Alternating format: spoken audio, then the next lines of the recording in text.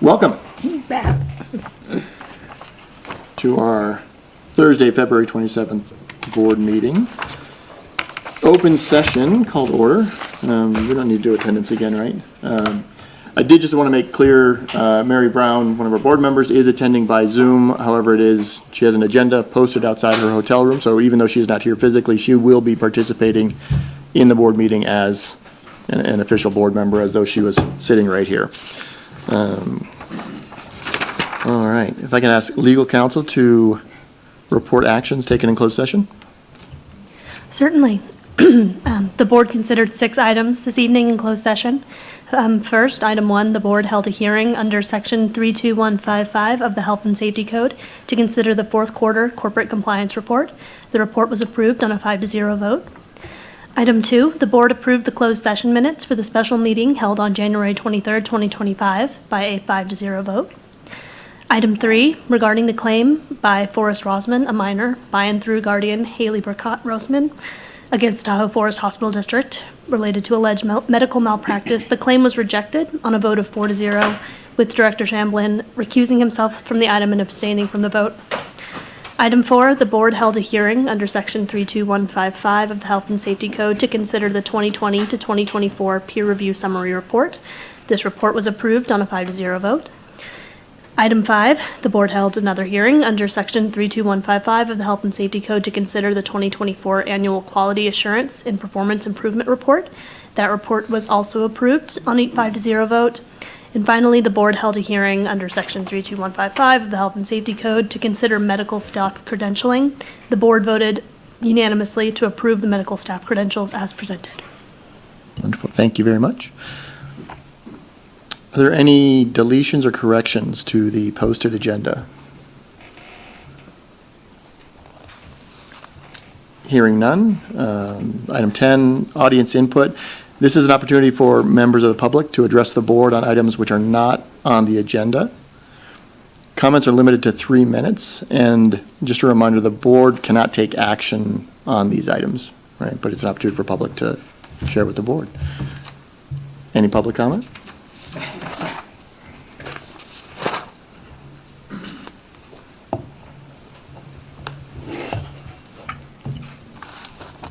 If the red light's on, it's working, right? Red light's on, Okay. you're good, yeah. Okay. For the record, my name is Deirdre Henderson. I'm a resident of Truckee. I'm a patient here. I am the co-lead of 100% Renewable Truckee and of the North Tahoe chapter of Citizens Climate Lobby. And hello to everyone. Good evening. Good to see you again. The last time I was here, which was, I believe, in December, I was looking forward into 2025 and indicated that there were 2 things that we were hoping that the Tahoe Forest Hospital District would address. One was its own greenhouse gas emissions, taking advantage of the greenhouse gas inventory that you had done and developing a climate action plan that would have specific objectives and timelines and metrics so that you could measure the improvements that you were making. And we're very happy to know that you joined the Climate Transformation Alliance, that you're doing a waste audit. These are all great steps, but you still need that overriding plan so that you can measure what your accomplishments have been and demonstrate them to the community, which is very concerned about this.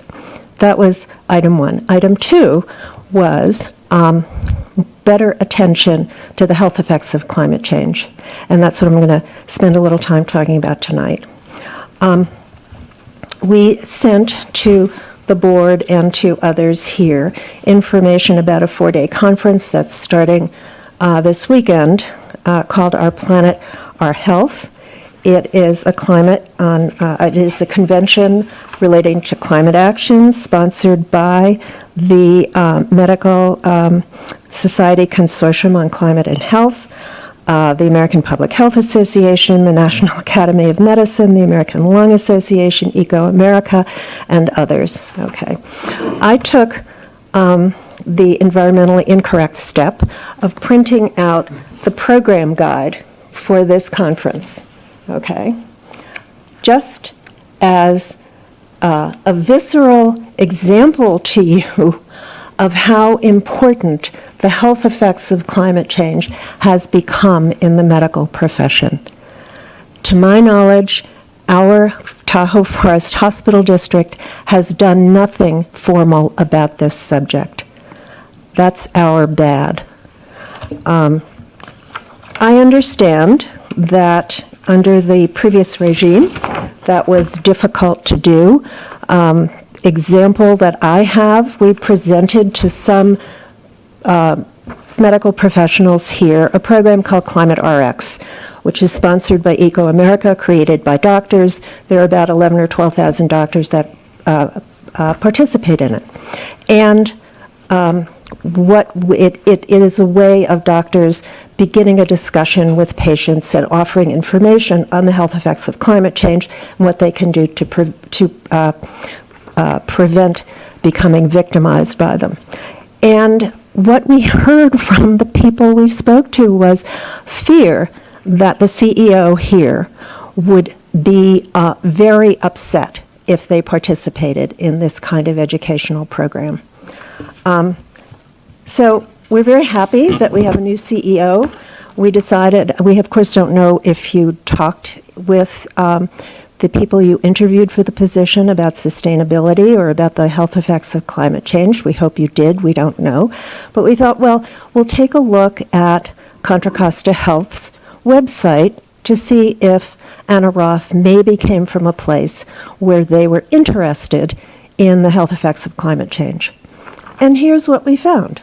An entire section called Climate and Health, starting out with climate and health are closely linked, and then talking about the effects, the climate effects of excessive heat, excessive cold, wildfire smoke, air quality, algal blooms, and also what the effects are and how to plan for planned power shutoffs, which of course we know we could all be subject to at any time. So we very much hope that our new CEO will take a greater interest in this. We hope that the board will encourage that. And we look forward to meeting her to try to make sure that we are moving into the new world here on what we need to convey to our patients about the health effects of climate change. Thank you. Thank you so much. Any other audience input? I don't see any representatives from employee associations, but any comments? Nope. All right. Item 12, presentation honoring current board member Alice Wong. Is this a surprise? Have you seen this? It won't bite, it won't jump out. It's not diamonds, is it? No. But it's gold. Ooh. It's gold. It's your own golden my gavel gosh. for you to keep forever. In all seriousness, I joined the board about 4.5 years ago. Alice was the acting chair at that time and has been ever since. So over the last 5 years, not only have we seen tremendous change over the health system over through your leadership, but we went through a global pandemic. We went through a CEO change. I mean, there's some major activities that happened under your watch, and my transition onto the board and actions throughout my time on the board have been eased in so many ways through your leadership, and honored to step in, fill your shoes, and I insisted that you sat right next to me when I did so and take over the chair activities. But in recognition of your service and gratitude, thank you. I just want to make sure the rest of the board has an opportunity to share if they want. That's okay, you don't have to speak. And Mary's always got something great to say. Yeah, it might even be a poem. Yeah. I wanted to thank Alice so much. I mean, she has been wonderful. We all joined this board to make a difference. And I just want to assure Alice that she has, over the last 5 years, had such a tremendous impact on the health of the community and the well-being of the community. And she's played a huge part in making this area the place to live, work, play, and heal. And I just want you to know how much I appreciate it. And I'm giving you a standing ovation.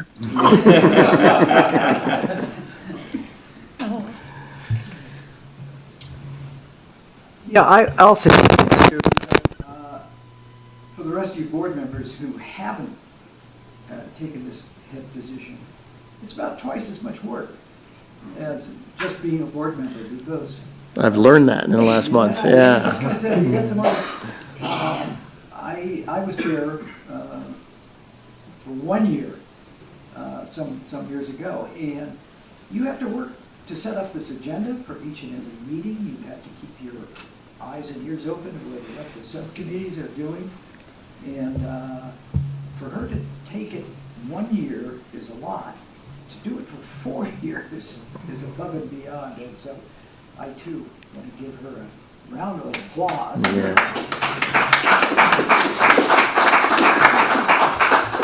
Okay, we've got a meeting to do. I'll go so- quick. Yeah. And I'll go quick, So- Alice. I'll go Wait, quick. we still I have, go quick. Come on. Okay. First time I heard of you is when I voted for you when you first ran. I was like, yeah, we have to have a nurse, and I remember that very, very vividly. But I never thought I would be here next to you. And so, but thank you. As a newest member, thank you for guiding me here as you made the transition. And I'm here because you gave to this community. So thank you. You know, you guys, this is so humbling. I mean, I took on the position as chair because I thought, oh, I need lots of things to learn and lots of things to do. And I didn't realize how important it is to be on the board and to serve your community. I have to say that I couldn't do such a good job if it hadn't been for the people on the board. They are committed to the health of our community, not only in advancing it, but making us a number one in providing the care for our patients. There have been some struggles and some hard times during those 5 years, but I do have to say there were opportunities. The fact that we're going beyond the walls of the hospital and looking at the health of our community is such a major step for us. And I really look forward under your leadership, Michael, or I should say, Mr. Chair, to a future with a lot more success in bringing better health and better care to our community. So thank you again, and I look forward to continuing to serve. And it's gold. I know. You can't take it out like you can. Yeah. But it, no. All right, again, thank you. There were no items for the MEC consent calendar, so not an agenda item. We do have our consent calendar, though. Are there any items that need to be pulled for discussion?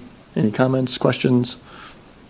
I would like to pull item 13.3.2, our CIIO report, for some questions, some clarifying questions. Okay.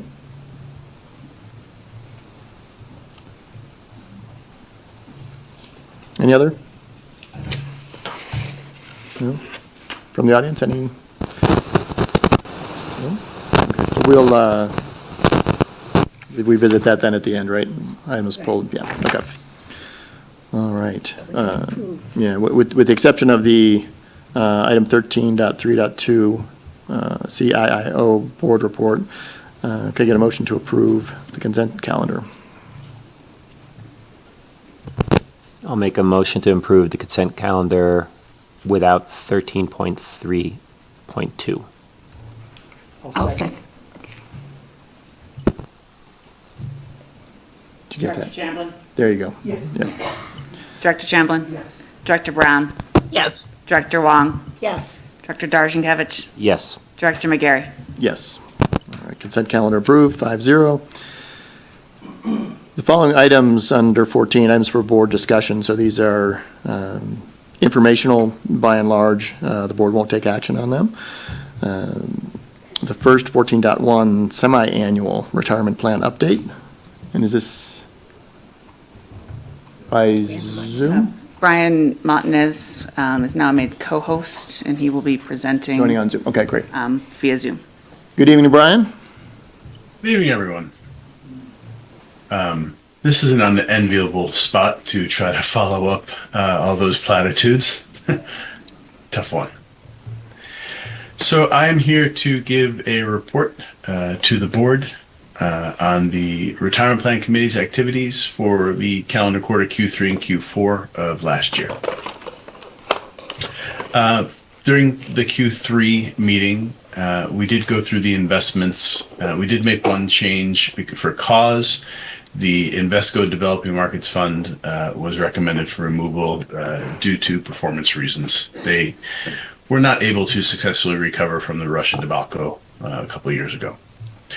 While we were making that change, we made an opportunistic recommendation, which is JP Morgan Equity Income.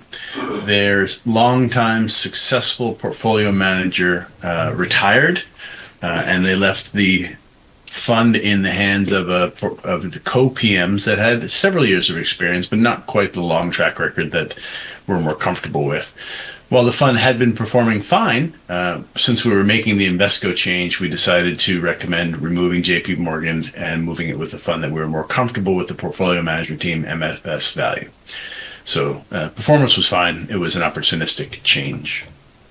All the remaining funds were ranked satisfactory by Multnomah Group's investment committee.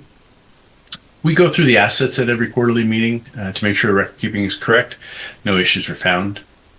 At this meeting each year, we do our annual fee benchmarking. So plan participants pay $73.57 per participant for admin and record keeping and education services.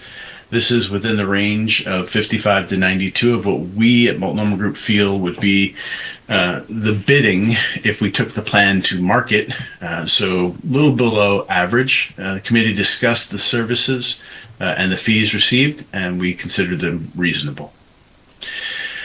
Each year, there's a working group, a subcommittee of the retirement plan committee, and we go through in detail the administration of the retirement plan. There are three main areas that we're looking at. So detailed review of plan administration, back office type work, a review of Fidelity's administration and education services, and then what strategic goals do we have for the plan and or the committee for that coming year. This year, there was one item that we elected to take action on, lost participants. So people whose addresses are not deliverable, return mail, return emails, whatever it might be, people that are not getting communications from their retirement plan. Fidelity has a location service, very reasonably priced. So we elected to engage Fidelity's lost participant service locator to try to have them locate proper addresses for a chunk of our participant population. Unfortunately, those conversations took longer than normal. We did not have time for fiduciary education. At the Q4 meeting, we reviewed the investments, and with the previous fund changes that I mentioned, all plans investments are ranked satisfactory by my investment committee. We began a review of Fidelity's Guaranteed Income Direct service. What is that? It's a brokerage window where a participant can shop for annuities.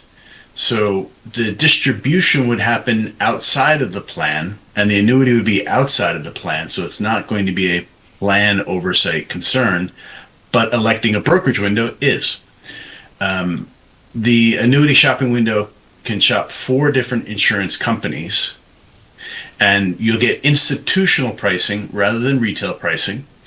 I was tasked with going away and reviewing the Fidelity comparative analysis document to review the RFP that they went through to narrow the universe down to 4 insurance companies. So I was tasked with following the Secure Act of 2022's safe harbor for what would be considered prudence in evaluating insurance companies for a lifetime annuity. So I went through the analysis done by Fidelity. I compared it to the Safe Harbor Act. I looked at the financial strengths of the 4 insurance companies that Fidelity selected, and my analysis came through saying that they all were individual insurance organizations that had the strength in financials to be a prudent lifetime annuity provider. And at the Q1 2024 meeting, I will present that analysis and my recommendation. Speaking of Secure Act, again, passed in 2022, Secure Act made about 100 different changes to retirement plans. They're scattered out over multiple years. So at each Q4 meeting, we're going to discuss what we have to do that year and what we have to do for the next year. So in our Q4 2024 meeting, we went through the 2024 options and planned for the 2025 options. But not all of them are necessarily something we will want to do, and not all of them are necessarily something that the record keeper will even offer. So every Q4 for the next couple of years, because there's 25, 26, 27, and a 33, we'll be talking about Secure Act for a while. We reviewed the performance of reviewed the regulatory update for 2024. So looking at Congress, looking at courts, looking at IRS, looking at the DOL, what's happening out there in the retirement plan world that we need to be aware of. And then we did some fiduciary education on SOC reports. The working group that I mentioned a few minutes ago does actually review the SOC reports. The SOC report is an audit of Fidelity's record-keeping platforms. It's an audit to make sure that they are designed to maintain the administrative integrity of your retirement plan, and then that they are actually administering the plan according to the designs. And Fidelity had a clean SOC report. Breakdown of the plans, and by all means, please ask questions if you have any. The 401A plan increased to $92.4 million. That was up $5.8 million over the period. The 457, so the salary deferral, $115 million, up $8.7 million for that period. So we are now well over a $200 million relationship. With the previously approved fund changes, all investments in both plans are satisfactory. And participation increased from 84.6 to 86%. And again, I've said this to you before, these are extraordinary numbers, benchmark beating easily. The average deferral rate of participants is 10%. That's an extraordinary number. And combine that with the employer contribution, and it increased from 14 to 14.2, in no small part because we do have automatic enrollment. Getting rid of the zeros, having someone in at 6, and then having them change their deferral election really does help with total savings and participation rates. So these numbers are extraordinarily strong for any type of entity, let alone a district hospital. Questions? Brian, Dale Chamberlain here. When our employees get gain sharing at the end of the year, can they make an additional contribution to their deferred comp plan? So that would be up to their individual salary deferral limits, and if they want to do it, they may do it. It is considered compensation, assuming they still have cap space, meaning if you're under 50, you can only defer 23,500. You do not have extra space. And Dale, just to add to that, we do have employees that reach out every year to change their contribution limits or change their contribution amounts so that they can put a larger portion of their gain sharing check into that savings. So also, Brian, in the employees that may have separated but still have an account, and you have a tracking for that, have you been able to locate and find out about these individuals to return any funding that's left? That's why we engaged Fidelity, and we'll get an update at the next committee meeting. But they do take a couple months to do their process, so I'll have more to say at the next board meeting. Okay, thank you. And I just want to back up 1 second, Dale. Just to be clear, even though it's gain sharing from the retirement plan perspective, it's considered participant salary. So they would have to elect to defer it their own. It's not an employer contribution. Other questions? Nope. Any question from the audience? Nope. All right. Again, this is just an item for discussion, so no approval needed. Brian, thank you very much. Okay. Have a nice day. Thank you. All right. The next two items, 14.2 and 14.3, we actually had our chief nursing officer pull that report last board meeting and presented. The opportunity here is to go just beyond the written word of the board reports that we receive, and on a somewhat frequent basis, pull them and provide opportunity to put some color to the narrative and perhaps raise topics to the board that are of importance. So we have two tonight. Louis Ward, our interim chief executive officer, will kick us off, and then Brian Evans will follow with the CMO report. Well, thank you very much, Chair McGarry. I do want to take a moment, and also on behalf of the staff here at Tahoe Forest, I want to thank you, Alice, for your work as the chair. Obviously the last 8-9 months, I've got to actually experience you coming into the office sometimes 2-3 times a week, to ultimately check in on what was going on in preparation for board meetings or committee meetings, various phone calls, and probably 2-3 times that amount in emails. So it does take a ton of work, Dale, you're right. I got to see it right up front. And so thank you very much on behalf of all of the staff at Tahoe Forest for your contributions as chair. Well, thank you, and thank all of our staff too. It's so wonderful to work with people who want to give you the information and want to be a support to the board. As Chair McGarry said, this is kind of a new process for us in terms of having some time to have some dialogue back and forth. I think one of the things that is written in my report, however, does deserve some dialogue here, is that we have seen a record pace of executive orders, one of which has created a lot of course, national discourse, but local discourse, and there's a considerable sense of fear around an immigration enforcement executive order. And so we as a health system have absolutely tried to partner with many organizations to become better educated.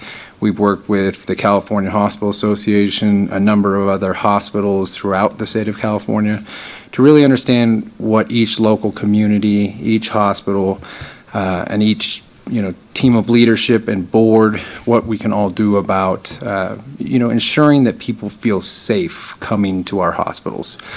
And so tonight, I just want to read a small excerpt out of my board report. And, we want to make it clear that at Tahoe Forest Health System, that it's clear to the communities that we serve that we care for the sick and heal the injured without regard to ethnicity, national origin, or citizenship status. There is a special trust between patients and healthcare providers, and no one should ever be afraid to seek care for themselves or their loved ones. We truly want them to understand that this is a safe place, that we have a team of individuals here that want to see every member of our community come and seek care here. Our mission is that we exist to make a difference in the health of our communities through excellence and compassion in all we do. And that truly means every community member in those communities, no matter, again, their race, their ethnicity, their gender, national origin, or immigration status. And so we have always been a safe place for healing, and we will always continue to be a safe place for healing. So I felt that tonight, there's a sense of passion that I personally have about this, and I wanted to make sure that it was said out loud tonight. And I think we're going to get to a little bit later in the agenda some thoughts from the district board on this as well. I do also want to mention, as we step into March, we welcome a season of change. I don't know if you guys have been outside. It feels like it's spring already. So both in leadership and in the natural transition from winter to spring. And, this past year has been an especially meaningful year. We celebrated the health system's 75th anniversary. We saw an outpouring of support from the communities that we serve. And the excitement and dedication we've seen just reaffirm how special this organization is. It has been an honor to work alongside this district board, medical staff, the community, and the entire team here at Tahoe Forest in this interim period. And I'm deeply grateful for the support, the teamwork, and resilience through times of uncertainty. The month of January has proved to be the busiest month the health system has ever had, and something we're even more proud of, when we heard this a little earlier, even with all of that busyness, we continue to keep rising in many metrics, but specifically patient satisfaction. We have the highest patient satisfaction scores that we've ever seen as a health system, and we remain the #1 hospital in the state of California when it comes to patient satisfaction. I think that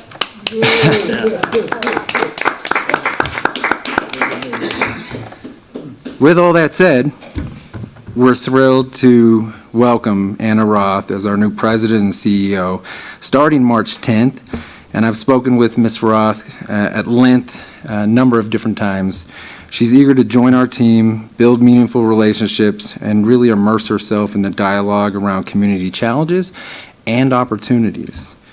And so I'm more confident than ever that together, as we step into this next chapter with optimism, knowing that our collective strength, collaboration, and the support of the community that we have, that we are in good hands. We are absolutely striving towards that vision of being the best mountain health system in the country. And I know some of the board has said, why just mountain health? I know. But I do think that with the team that's around us, the leadership that we have here, the medical staff that we have here, the board that we have here, and of course, the community that supports us, anything is possible. And I look forward to the future. And that is my verbal comments for tonight. Concludes the report. That's it.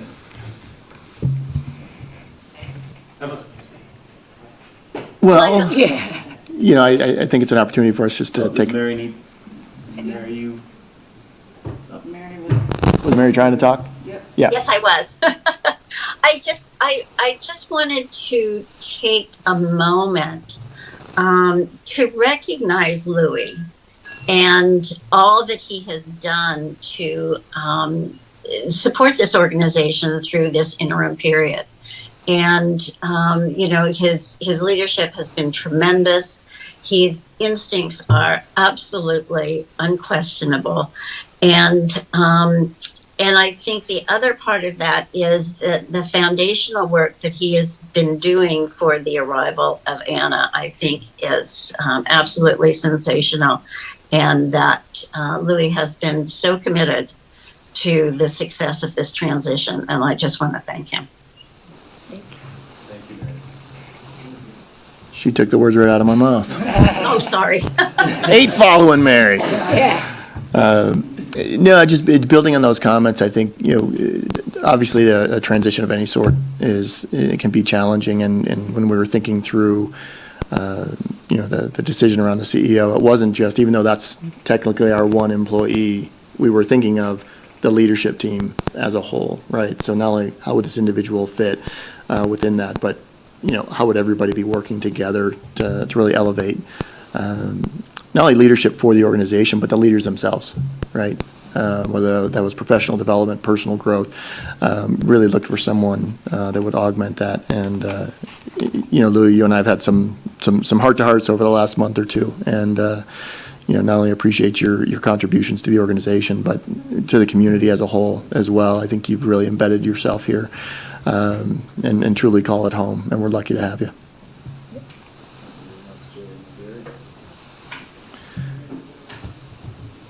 Unless there's any additional comments or attempts to pull tears from anybody. It is hard to follow.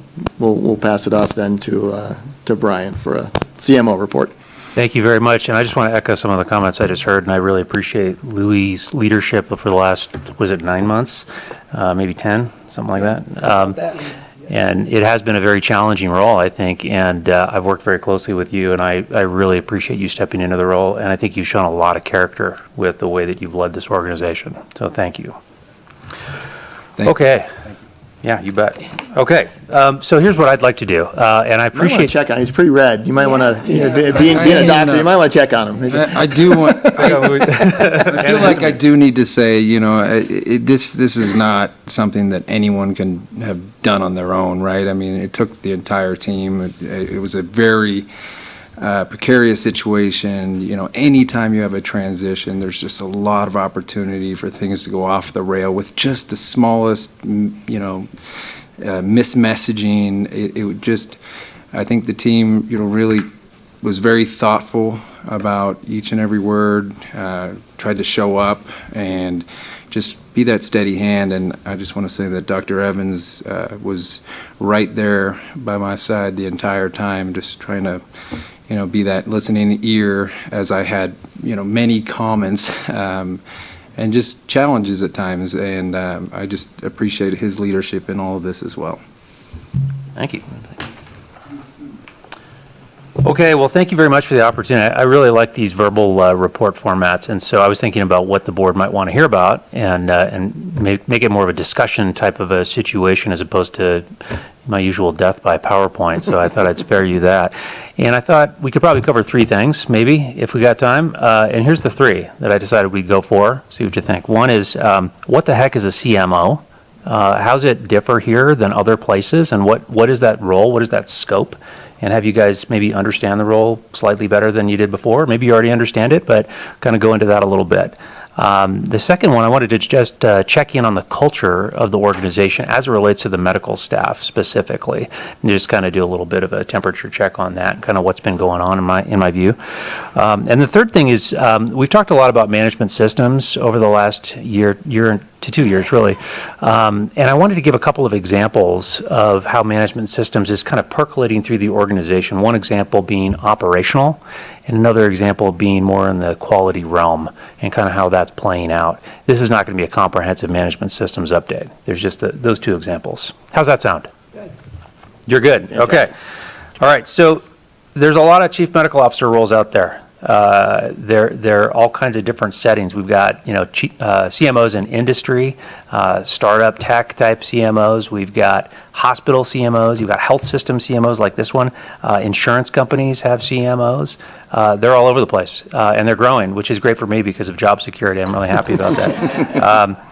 But they're wildly different depending on the setting. So there are some common themes. CMOs are very often important in terms of connecting clinical people to leadership or governing bodies, and they're definitely relying on communication and looking at quality and safety issues, depending on the organization they're in. But beyond that, there's a lot of differences, and I want to point out a few things. So hospital CMOs are quite a common role. I've been a hospital CMO at two other hospitals, actually one kind of a medium-sized hospital, the other one a large hospital. So they aren't systems. They tend to be very focused on med staff, quality and safety, accreditation issues, inpatient, hospital-based services, typically. And they have a little bit more of a limited scope of responsibility, and this is most of the CMO roles that people are familiar with. Most hospitals in California don't have directly employed physicians, which means that they don't have that whole book of business that they have to deal with. So that's a really important distinction that I just want to make. Often what you've got is a medical foundation which supplies physicians through various means to the hospital, or you have large medical groups that are contracted. We have an example of that here with Vituity, staffing our emergency department. But the rest of our physicians and other APPs on the med staff are employed directly by the district, which is unusual. And it creates some opportunities and it creates some challenges for us. So for a small system like Tahoe Forest, and we're very small compared to other huge systems, we have what I would call a regional community-based self-contained integrated healthcare system. So when people think about an integrated healthcare system, they think about like Mayo Clinic or they think about Kaiser, and those are really robust integrated healthcare systems that really have almost everything you can think of with specialties. We are not quite that, but we are an integrated healthcare system because we do primary care and specialty care and hospital and urgent care and all kinds of different things. We've got 27 service lines. We've got 2 hospitals. We cover into 2 states. So we have all the regulatory aspects of a more complicated organization, and certainly more regulatory issues than you would see in just a smaller, even a large hospital, as I can tell you. And just one example of that is all the accreditation stuff and the surveyor readiness that we have to do. I mean, we have surveyors on site today doing one of our 4 RHC. I think we have 4, right? Last I counted, there were 4. Yeah. So, plus we have the 2 hospitals that need to get these surveys all the time. And so being ready for these programs, plus programmatic accreditation issues, it is really, really extensive and more extensive than you would see in a self-contained hospital unit. One of the things I oversee is the medical staff office. So you hear every month from Dorothy Piper and the chief of staff. And so, if this was just a hospital, CMO or medical staff role, you would have credentialing for hospital-based physicians, but we actually credential everybody the same way, whether they're working in an office clinic setting or if they're in the hospital. And that creates a lot more work and some barriers, I would say, when we're bringing people into the organization or re-credentialing them. But it's a very good thing in some ways because we have a very high bar. We have a very high standard, and you guys have visibility into the quality of the providers that come into this organization, which I think is really good. And then similarly with quality, all the different aspects of regulatory and quality services, I think there's some inertia from the fact that this organization was primarily a critical access hospital and didn't have all these employed and directly controlled clinics in the past. So our quality is really focused on hospital, but we're now starting to bring in more outpatient quality metrics and really looking at how we can improve those metrics over time. So I think I'm almost ready to move on to the next subject. Any questions so far about CMOs and what they do? No. Okay. All right. We can come back to It's that. a lot more than I thought, so thank you. Okay. It's a different role. And just to be totally honest about it, I didn't fully appreciate how much broader the scope of responsibility was going to be in the role that I was taking on when I came into this role compared to being a CMO at like Mercy General in Sacramento, which is a large cardiac hospital. There's a lot more to this job, quite a bit more. Excuse me, Brian. Yeah. Oh, sorry. When I first started here, one of the things that I was a little confused about in terms of the role of the chief medical officer was the representation. Who do you represent? Do you represent the administration or do you represent the physicians? Or are you there to be the intermediary between the two? Yeah, that's a great question, and I think it's a point of confusion for a lot of people because the medical staff is really represented by its officers and by the chief of staff. So Dr. Koch is the chief of staff. She really represents the interests of the medical staff specifically, whereas the chief medical officer is an employee of the district and ultimately an intermediary in many ways between the medical staff and the hospital district. So that's the way I view my role. And I'll just expand on that a little bit. When I came here, I was asked a couple of different times, in this new role, am I going to be an advocate for the medical staff? And the short answer is yes. But I think there's a little bit of nuance to that because when you think about the word advocacy, it kind of implies that you're going to be advocating for one group over another one, right? And this actually plays out for CMOs where you could potentially advocate for physicians over nursing, for example, which I do not do. I am an advocate for this organization, this community, the physicians, the nurses equally. And I think that's the role of the CMO. We are not trying to, advocate on one group over another one. That is not productive, in my view. Hopefully that answered your question, Mary. Well, yeah, I mean, you're truly the chief medical officer, not the chief physician officer. Right. Good. I think that philosophically, whether you're a CMO at a big hospital or a system or really anywhere, there's sort of key principles. And I really try to rally people around purpose, try to make sure that people understand what is their purpose in their role, really try to make sure they're connected to that because jobs here in healthcare are so difficult that if people don't have a clear sense of their purpose, it becomes very taxing and people burn out pretty rapidly. So purpose is one of the key things that I talk about a lot with folks. I'm really data-driven. I try not to make a lot of decisions based on anecdote. It really needs to be data-driven. Very into process improvement, and we've made a lot of strides on that and try to be clear with communication. So those are kind of the principles I look towards. With that, I think we'll segue to culture. If that's all right. We're on to number 2. One quick clarification. Shoot, yeah. When you first came on board, I didn't fully understand the difference between chief medical officer and head of the medical executive committee, Joy Cook. Yeah. Yeah. position. Having seen you both work, Mm-hmm. I understand the relative, but at the time, I was not fully understanding what those relative roles were. Right. I mean, technically, the medical staff is an independent, self-governed body, right? And so they have to have their own leadership team and their own officers, including a chief of staff. And that's the way it works, So, I think that we're all aware of some of the challenges we've had with culture in the organization. One of the big things is that physicians used to generally be independent, and we've talked about how now they're generally employed. And that came with some advantages, and it came up with some major challenges and some struggles, yes. We've also grown a tremendous amount in the last 5 to 10 years. Much faster than you would typically grow in a district like this. We went through COVID. We've diversified what we do. And then there were also major issues with leadership. And now I think we've moved into a new era. And I think we've seen some significant improvement with that. And I think it's going to continue to improve with the new CEO coming. So I'm very optimistic about that. But there have been some challenges with all that has affected, I think, our culture. We've done a lot of things in terms of just interventions to try to improve culture and make sure that we're aligning with the medical staff generally. Much greater transparency. We have medical directors for basically 27 service lines now, and they've been elevated in a way that I don't think they were before. Their leadership is expected as dyadic partners within their service lines. They need to know what's going on operationally. They have a direct reporting arrangement with me, so they have a voice at the executive level. And so I think that that's made some significant improvements. It's not quite there yet. I think we're still working on this, but it's going in the right direction. We have much more regular meetings. We have standard leadership expectations, which were derived by the medical directors and the operational directors themselves, not just handed to them, essentially. So they were part of that process. We are doing shared decision-making, and we are using data in our service line meetings on a regular basis, which are shared with the rest of the medical staff. So those are some of the interventions.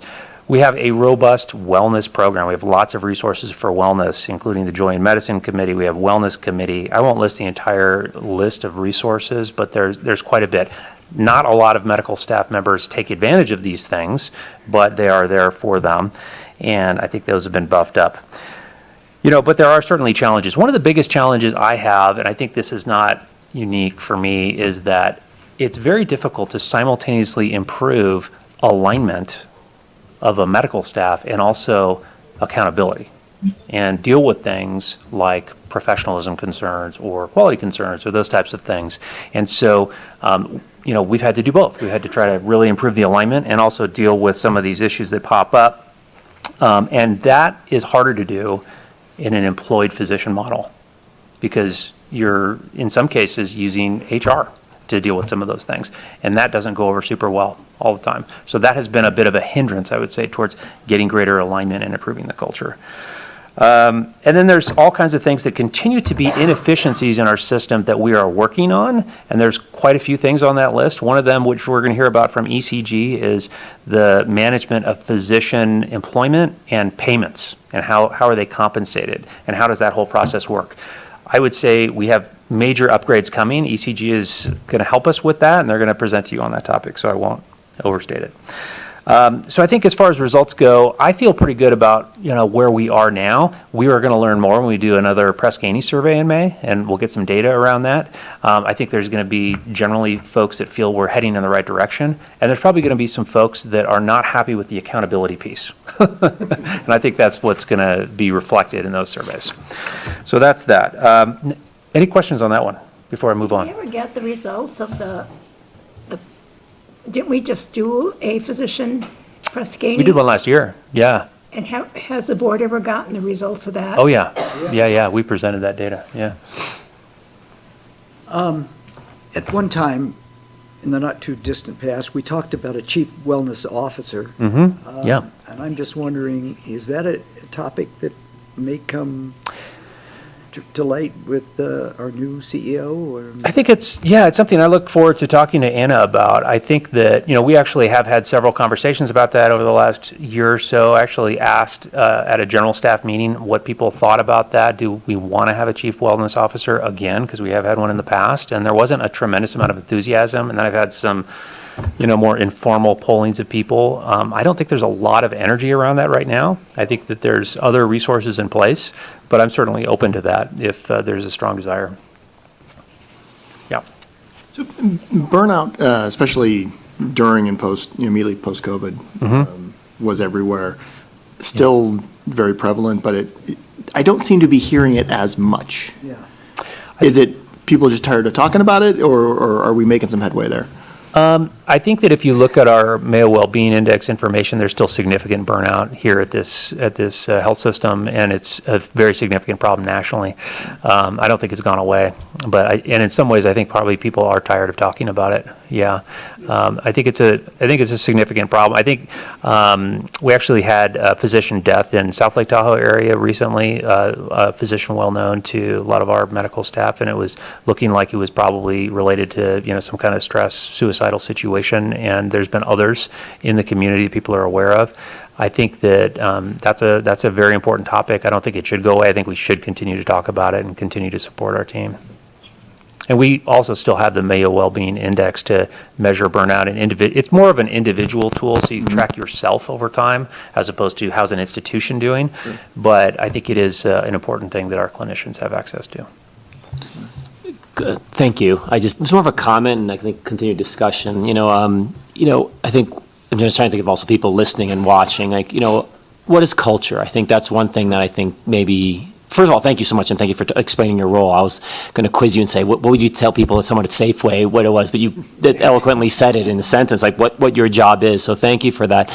And the other part is, what is culture, right? I mean, from what I understand, culture is every little bit, right? Everything that is done, said, acted on through every single person of the company, right?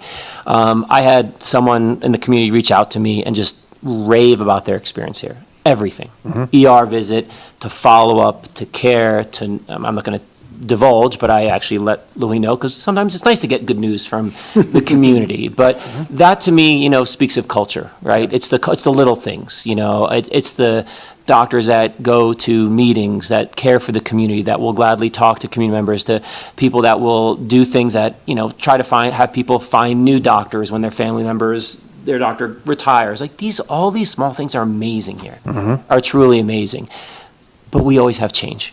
Yeah. And I think I thank you for saying that. I think, like you said, the accountability, the responsibility, when everything grows, it's hard to say, what am I responsible for here? Well, things changed. I was doing this, I was doing that. And so I guess it's more just a comment of thank you for sharing. I think culture there's another saying that I've learned is culture eats strategy for breakfast. That if you don't have the culture, you will always fight. So let us know how we can support you. I think it's probably one of the things that's most important, because when culture and strategy start fighting, then that's when a lot of issues come. But the nice thing is, I just wanted to let you know that last time I heard, it was nothing but amazing things. So thank you. Great, thank you.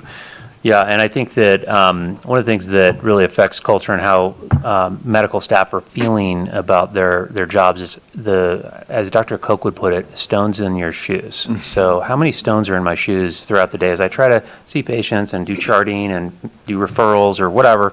How painful is that, and what is my expectation of how it should be, basically? And I mean, to be honest, I think the Tahoe Forest has a ways to go before we're a fully mature healthcare system with really solid processes that support clinicians in a way that it doesn't feel like they've got stones in their shoes. I think we're making a lot of progress towards that, but we got a ways to go. I mean, that's just the honest assessment. So with that, process improvement is, I think, a key ingredient here. And we've talked about management systems. I feel very confident that that is the right way to approach. We need to use process improvement science to solve complex problems, operational problems, quality problems, and we just need to be really rigorous about that. So we've been doing more and more and more of that. You guys already know, behavioral health has like 8 different projects going on. We have an orthopedics project now with referrals and authorizations and scheduling going on. We have our big access to care management system project going on. We've got a clinician coding support project going on. So there's lots of things, but it's also starting to percolate into smaller little areas, and I'm optimistic about that. And so I wanted to give you guys 2 examples of that. So one operational one. Pediatrics clinic determined that they've got these Saturday clinics that they've been doing every week for a long time. And people like it. it's great, but it has some significant challenges. Number one, it was underutilized and perhaps just not worth the value, and it was causing a lot of issues with employee engagement and trying to schedule for it, and people not having a Saturday off was becoming a really big problem. And so the question was, could they do something a little bit differently there that would still serve our patients' needs without, patients becoming irritated with the lack of a Saturday clinic? So they looked at that in a very management systems way. They studied the problem. They framed the problem very carefully. They looked at multiple different options they could consider. They mapped out all their processes, and they looked at outcome measures that they could track over time. Like, okay, if we reduce the Saturday clinic offerings, what's that going to do to our urgent care numbers? What's that going to do to our patient satisfaction? What is our staff engagement and satisfaction going to look like over time? And so they're doing all that. And they've done this. They've got an A3, which is a process improvement form you guys probably have heard about.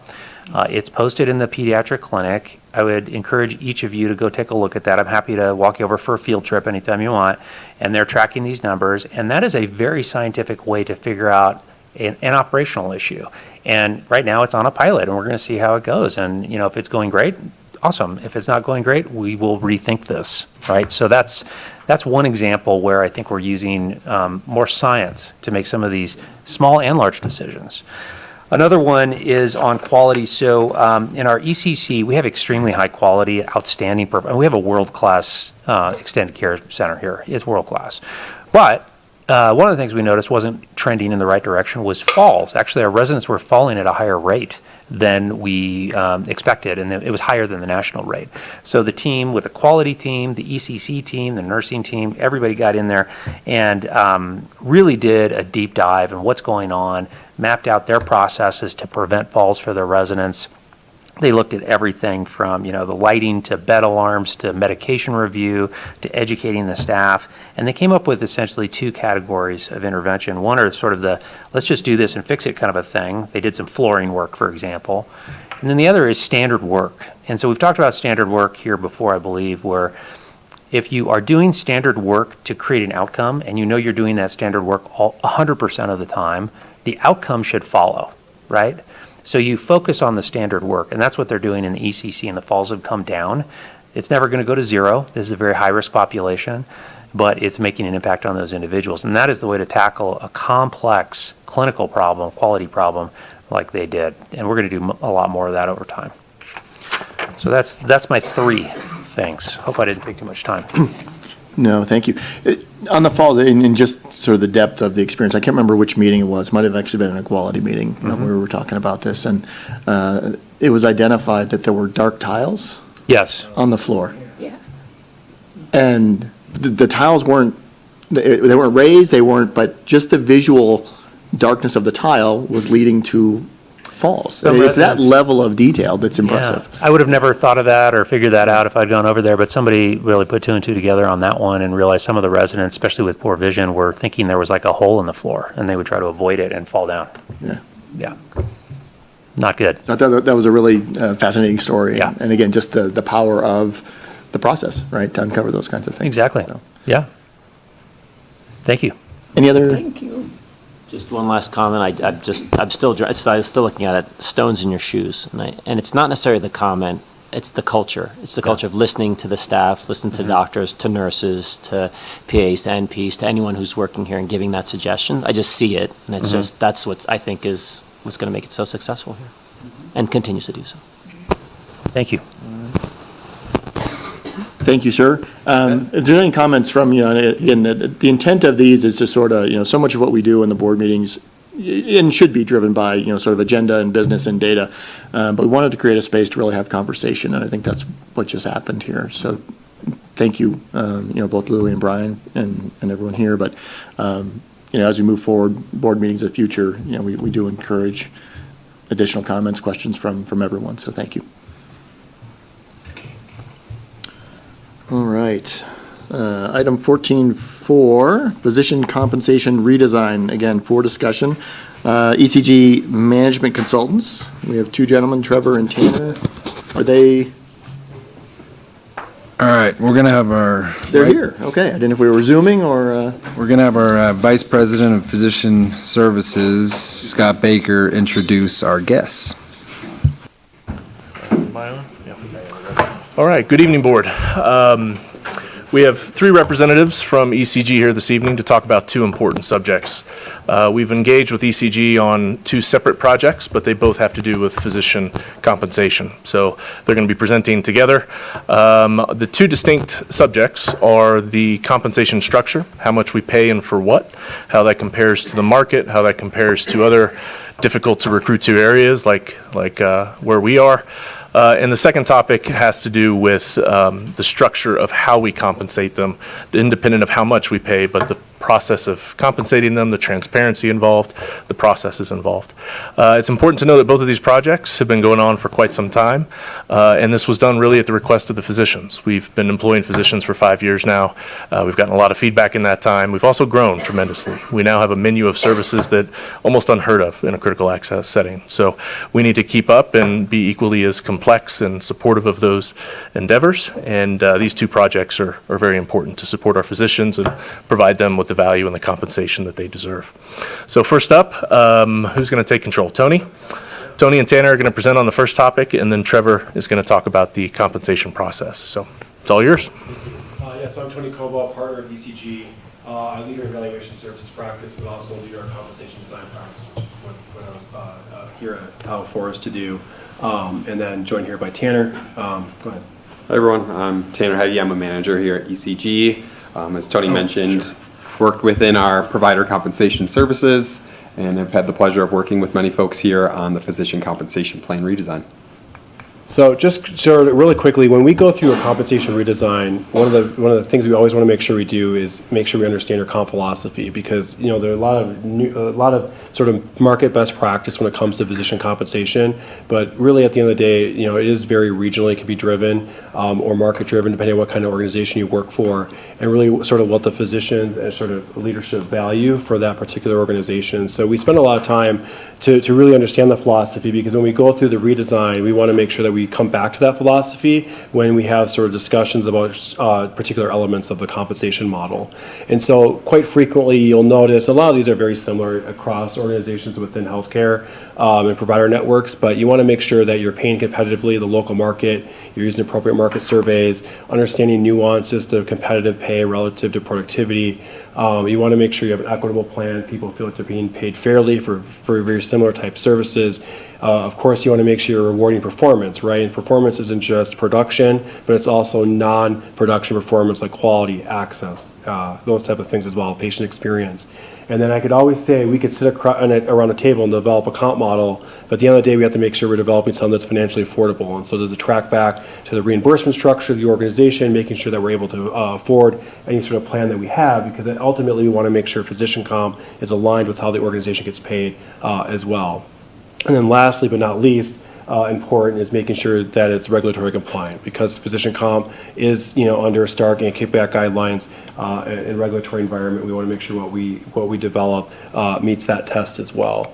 So looking at sort of the future state comp model, things that were very important here. Of course, we want to create a comp model that varies by practice type, right? So if you're a surgeon, primary care, there's particular things that you're going to do as a physician or practicing physician that's unique. So we want to make sure that those models flex or change, and Tanner's going to go through those models here in a second based on the type of physician you are. We do know that typically for community health centers, critical access hospitals, safety net organizations, that there tends to be a higher level of fixed compensation rather than being purely variable. And it's because of just the patient populations that you see aren't always aligned well to have pure production type models. And so therefore it was important to have a competitive fixed level of income, but also make sure that we do reward people who are busy, and that variable component of compensation as well. Something that probably 3 should be number 1. We've been very adamant about this. We've heard this, is making sure that we have really good communication. We want to create a model that's very transparent, and that's actually what my colleague Trevor is going to probably talk about, a lot of the work that he's doing to make sure that we have a plan that you're able to roll out and implement that physicians feel comfortable with, because it's how they're getting paid. Another thing that's really important for this local market is just this idea of cost of living. We've no doubt it's a high cost of living environment. I will admit to you, nationally, physician comp doesn't always track well with cost of living. Physicians in New York don't make more money typically because there's a saturation of medical schools in the Northeast. But cost of living does affect particular markets, and we do believe that Tahoe Forest is in one of those markets that do demand a cost of living adjustment to physician compensation. Another thing is typically physicians don't have to track time, sort of as a market best practice, and so we were, pushing to remove the timesheet adjustment. We also wanted to measure performance that's not just work hours, I talked about earlier. Years of experience is important here, and obviously making sure we have clear work standards in our comp plan. So I will cover this quick. I know I've probably been going on a little longer, you guys will all want, but generally we have a 3-phase approach. Really the first phase of this work is really a quantitative and qualitative assessment. So quantitatively, again, making sure that we're looking at compensation for physicians and how does that track to performance. And so that's looking at comp relative to production, comp or work hour rates, sort of understanding sort of the local market dynamics around that.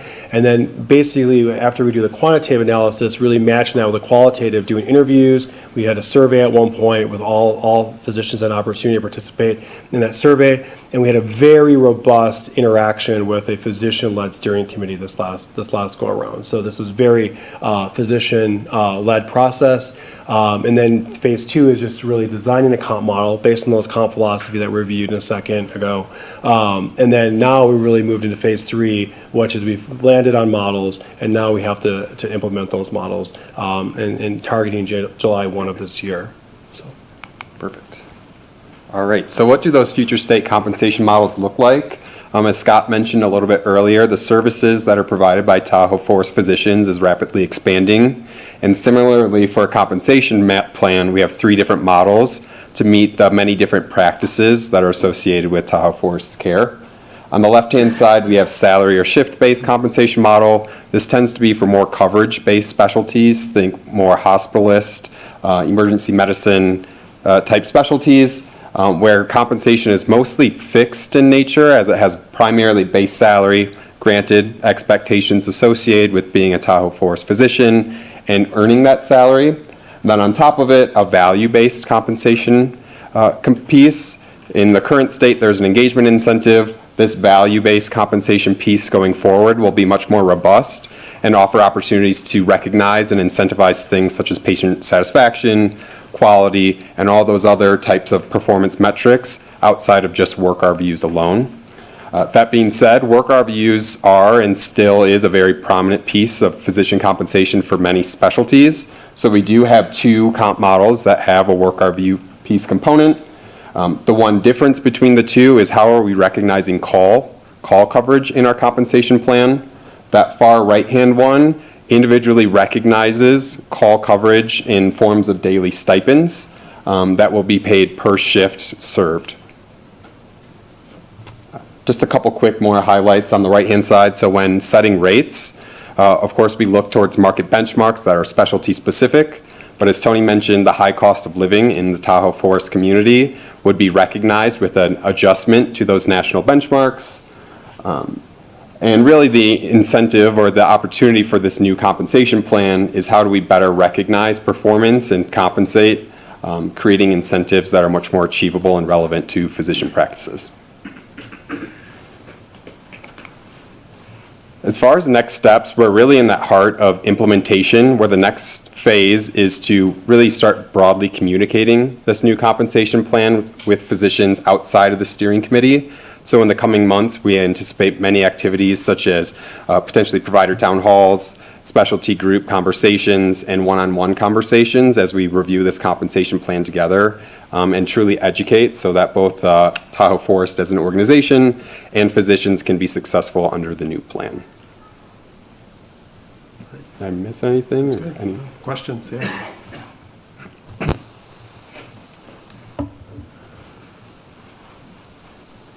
question? Can you go back a slide? Yeah, that one. Perfect.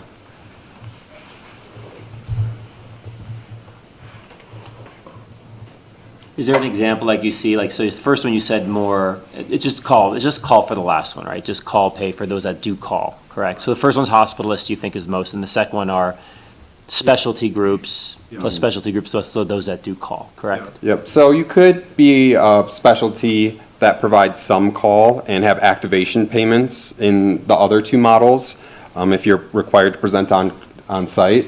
But the right-hand side is intended for those really intensive call specialties such as orthopedic surgery, where the call burden's pretty significant and has direct stipends associated with it. For us, the column on the left is going to be radiology, hospitalist, no production incentive on top. The middle one's going to be the non-24/7, non-EMTALA call specialties, and the ones on the right are 24/7 call, OB, peds, orthopedics, things like that. Perfect, that's very helpful. You've been working with a steering group of the physicians through that, and has that information been disseminated to other physicians so that they know what's going on, and when you actually are meeting with them, it's not a surprise? What's in the communication so far? So the steering committee consisted of 7 physicians that were invited. Most of them were medical directors of the larger specialties, and they were responsible for getting feedback on the initial plan, providing answers to some of the basic questions of how to structure this. And they have all seen their before and afters, and the group before and afters. The next phase of this, which I think is going out today or tomorrow, is to every individual physician, introducing the new plan and giving them a before and after snapshot of what their compensation would look like. Thank you for that, because I just don't want to have a surprise when it's rolled out. By the time we get to July 1st, there should be no surprises at all. Well, I guess that's my experience with this type that you've had. What has been your roadblocks? What has been your successes? Yeah, I think the bigger roadblock is just the physicians feeling, whenever you have compensation that is variable and it's not fixed, we're making sure that that's measurable, transparent. And so it's the idea, like, can you control your productivity if you don't feel like your clinic is operating at the appropriate efficiency levels, right? So, so kind of part of the process, and Trevor's going to come up here in a bit, it's just we want to make sure that we are fixing some of those areas first, so that when you roll this out July 1st, physicians do feel comfortable about having variable pay. That's been the biggest roadblock, quite honestly. And the second biggest roadblock maybe would just, in my opinion, be about call in some ways. It's been a hot topic. Because if you look at the market data includes all forms of sort of standard level call. Paying for day one isn't always necessarily market, but if you do it, it's nothing wrong with it. It just has to be factored into the whole total cash compensation. So that's been a pretty big element here as well. So, to be fair. Question if I could. Yeah. I remember seeing, maybe a year ago, a productivity report. I can understand the difficulty in comparing a surgeon's compensation with a primary care doctor, for instance. But even within our primary care group, there was huge productivity disparity. And I'm assuming that some primary care physicians want to see 10 patients a day and others want to see 20. And is there pushback from those who see that disparity, and how do you manage that so they can develop their own level of intensity in the practice? So this work is being done at the same time as some of the Access to Care projects. And one of the hallmarks of that project is to standardize the scheduling matrix. So in general, how people are scheduled with each physician is generally the same. They can squeeze patients in, they can add people on at the end of the day, they can still have some control over how many patients they see. But an important difference between the old model and what's being implemented is that the threshold to bonus comes down to a level that everybody can participate in the bonus threshold or the bonus potential. So it changes the narrative of, well, if I see another patient today, it's not going to change. I'm not going to get paid anymore. To, I can see another patient or two now because there's skin in the game. So we're standardizing, but also giving the opportunity to see more patients if they choose. Yeah, but still they have the opportunity to say, I want 40-minute time slots, or I want 30-minute time. We are standardizing to a great degree which patients go in a 20-minute slot and a 40-minute slot. Some of them can say that 40-minute can be a 20-minute, and I'm going to work faster today. They will have that opportunity, but there's also the element of working patients in between patients and at the end of the day and things like that. So there'll be some control, but a little bit less. But everybody should be working at a faster pace in this program. So along with productivity, then quality, does that factor into? Quality is an important part. We'll see this from Trevor. We're adding a 5% quality initiative on top of the current compensation plan. So there'll be additional incentives to participate in quality programs. Wonderful, thank you. Is there also an intention of having patient satisfaction? That could easily, the quality initiative is going to be set by each service line. It's not going to be universal. So they could easily say 1% is going to be tied to patient feedback or press gaining improvements, things like that. So that's what we're going to take about a year to work with each service line to come up with those quality initiatives and have them participate and include what measures they see that they can participate in and effectively control. Any other questions? I just want to let, Mary, I just want to let you know, when we're screen sharing, we actually can't see you. So don't know if. Good. So don't, yeah. Well, when you start talking, yeah, but we don't know if you have a question or a comment. So, please be very vocal. Yeah. Okay, and Dale, for whatever reason, I can't hear you. So I don't know if it's the microphone or what, but I can't hear you. If I turned it on, you would. All right. Can you hear me now on the phone? Good. All right. Well, thank you all for letting me come up here and talk a little bit. My name's Trevor Clifton. I'm associate principal at ECG. My background is in medical group finance and provider compensation, and I specialize in building and optimizing the compensation administration function within a health system setting. You'll notice my colleague Ryan, who unfortunately couldn't make the trip out, on here as well. This is what we're focused on. So I've got a few slides that we'll walk through, but when I look at organizations and the evolution that happens when you start employing physicians, compensation is always a critical element of that, and it evolves, right? It gets more complicated as time goes by. And one of the things that we heard from the organization as we were vetting this project was that we don't necessarily have the resources in place right now to manage complex compensation plans that incentivize our physicians to do the work that we're asking them to do, right?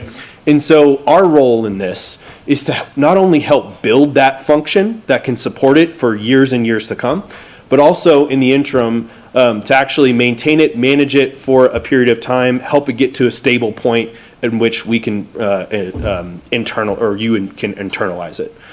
So our role here is not necessarily designing the plan, it is putting the resources in place, technology, processes, some governance-related items, all in place around making sure we can effectively execute on the compensation plan that's decided upon. So in our initial assessment, there were really three big themes that came up, really around the automation of processes that needed to occur. There's several overly burdensome things that happen. There's things that are dissatisfiers for physicians. There's things that are dissatisfiers for administration. So those are low-hanging fruit things that we are working through right now to make it easier on both sides of the aisle. The second thing is around infrastructure, right? Historically, this function has been managed by physician services and physician services leadership, which also has their own day job and operations and other things like that. We feel, and it's best practice, to have a dedicated team that manages this because it's complicated, right? And if you get it wrong, it can be disastrous, right? And so putting those resources in place will not only help the quality of life for your administrators, but it will provide the satisfaction back to your physicians and help you recruit and retain the highest quality talent. So the last thing that really came up for us with our initial assessment was around transparency for physicians, right? If we look at wanting to put more compensation at risk, right, meaning giving them the upside and downside associated with their productivity, we need to make sure that they have visibility to that, right? Right now, the team has historically worked really hard to give that visibility. We need to put that in overdrive and put things out in front of the physicians, like their work reviews on a monthly basis, saying, here's where you are, here's what we're billing, here is the profile of that, and here's the resulting impact on your compensation, right? So one thing that's really critical is putting in the team, they all kind of tie back together, the team, resources, and infrastructure to give that transparency. So I wanted to quickly go over some steps that we've already taken so far. We're about 5 to 6 months into this process, and there's 4 big things that I'll say that we have made strides on. First off, the organization has made this investment to put resources in place, right, that haven't historically been there. That's a significant step forward. It hasn't been internalized yet. We have us managing it, but the future state really looks like a person or a few people that are dedicated to managing physician compensation, ensuring they get paid on time, accurately, and we have eyes on the market to make sure we're making the adjustments that we need to. The second thing is around technology.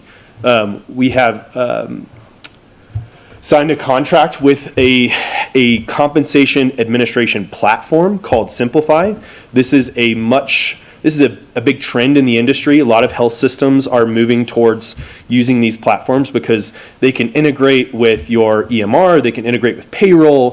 The physicians can literally go on their phone, look and pop up an app and say, here's my productivity, here's the last payment I got, here's what I'm accruing in my incentive. So they always know what's happening.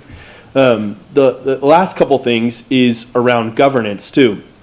Some of the problems that we see organizations running into is that physicians are dissatisfied with something that's going on, so they stop a leader in the hallway and say, you're not paying me enough for call. And that leader is then stuck in that position to say yes or no right then and there.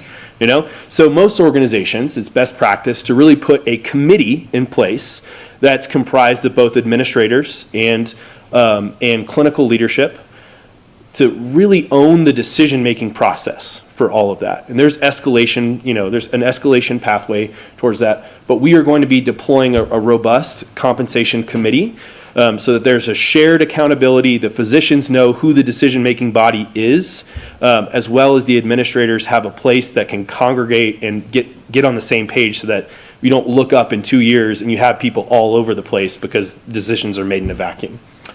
And the last thing that we're doing too is we're working diligently to simplify a lot of I should put $1 in a can. We're simplifying the processes that around physician compensation. What that really means is that the things that we are already doing, we want to make sure that we have that documented and that it's visible to people. Right? The he said, she said of things can really cause a lot of dissatisfaction for both physicians and the administrative team. So we think it's critical to make sure that things are documented, visible, and that folks know what's happening. The last thing I wanted to say here in kind of where we're going with all of this, the Simplify tool is scheduled to go live sometime between the summer and the fall, and we are working through that right now. The compensation committee should be stood up later. Hopefully, we talked about it this morning, actually relatively soon, sometime before the summer, I would imagine. And we will continue to look at process improvement opportunities, adding transparency to the physicians, because all of this is geared around making sure that you can recruit and retain the highest quality physicians, that you are competitive, and then you can make sure that you're providing the same service to the community that you have. That's my soapbox. Any questions? Michael? Yes. I have a question. And thank you so much for this presentation. That's a lot to sort of take in right now. But it occurs to me that the implementation of all of this is really going to depend upon trust. And maybe it's a question for Scott. On a scale of 1 to 10 right now, where are we with trust around this process and therefore trust around the results and the implementation? We're somewhere between better than we were and not where we want to be. That's honest. Are you running for office anytime soon? We have some areas to improve on, but that's part of the conversation that we've been having for a year. We heard loud and clear that we're going from 25% of our physicians getting routine production incentives to somewhere 80%. In order to do that, they have to have trust in the allocation of the RVUs to the work that they do. And so we've taken steps with Crystal and her team and the revenue cycle team to begin to be more transparent and communicate that more often, provide training and education so that we can get to a place where there is more trust. We also, I'll say up front, I don't want to stop the momentum, but we don't all have to jump off the cliff together on July 1. We can stage this. We have some groups that have actually asked to go early, so that says something on the confidence range.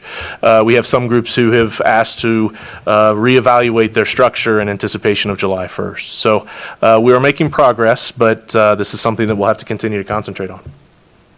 Have you thought at all about running parallel? I mean, for a period of time. I'm sorry. Sorry to interrupt. That's exactly what we're doing. The reports that the physicians are getting are a shadow report under the current model and the new model. And that's our intent, is to continue to provide those reports to a point that they feel comfortable and confident in the new process, hopefully before July 1st, and then we'll transition them to the new structure. Great, thank you. Where do we stand today with the radiologists? They have a new program that was put in place in December. So They're in effect right now? They are, yes. They were one group that we had to reevaluate sooner in the interest of providing better access to care and supporting the growth of that program. So they are ahead of the curve. And by most accounts, I think very happy with where they are right now. Yeah, all feedback from radiologists, all the way through that department, and really, the emergency room physicians. I think we heard from Dr. Anna Conway earlier. Just everyone is very happy with the access they now have to the radiologists, and the radiologists are absolutely delighted to provide more of themselves to the community. They always have wanted to. It's just we needed to get to the right, fair and balanced approach. So I think if you went and spoke with a radiologist right now, they would be delighted with where they're at the moment. And I think, Mary, I'll just make a quick comment. When we think about trust, much of that starts with transparency and, building a relationship around transparency. And I do just want to point out, we have a team here in our public board meeting that is ultimately talking about next steps. And so I think, that's a different approach, and I hope that's viewed as a transparent approach. And we can build on that with all the complexities yet to come. But I think starting at that point is, the right path forward for us. Absolutely. And when I think about trust, what I didn't say is that it's a two-way street, and that, hopefully the physicians will be able to trust the process enough that, trust us to be making the right decisions. Just as a point on that, the software that was mentioned, the portal will show them the sources of their compensation, their total compensation, how that compares to the survey results, how that compares to their fair market value cap, all of the information that they have been asking for, and we had previously been hesitant to be transparent about. So this will be a whole other level of transparency in the interest of that two-way trust. So it'll be a remarkable difference. Thank you. Thank you so much. Yeah, thank you. No, I think, thank you for being so transparent. It's funny, but it's true. I think in this time of burnout, of